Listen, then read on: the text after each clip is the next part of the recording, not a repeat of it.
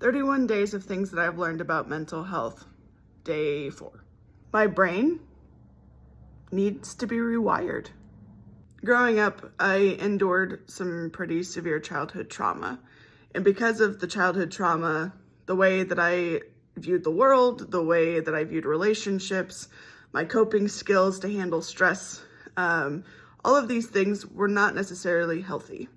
So through therapy and other treatment modalities like EMDR and other trauma work, I've really been able to rewire my brain on how I view the world, how I view relationships, how I cope with things.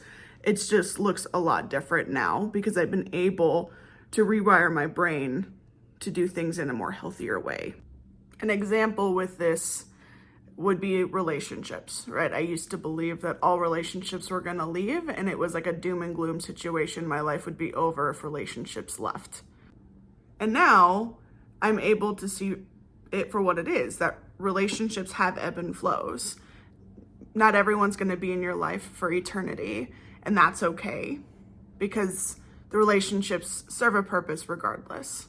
Like in addition to that, I used to think that relationships, like pouring into people, didn't mean anything if they were just gonna leave anyways. And now I know that not to be true, and I know that there is a point to those relationships. There is a point to filling into someone and forming those connections, even if you're uncertain of where the relationship will go.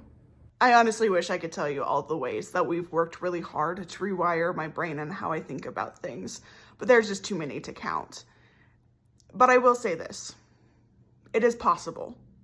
The things that we do, the way that we view things can be rewired because trauma can move through our bodies. Trauma can be released in different ways, and those things can be rewired.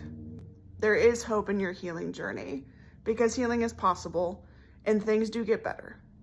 So hang in there and keep up the good work.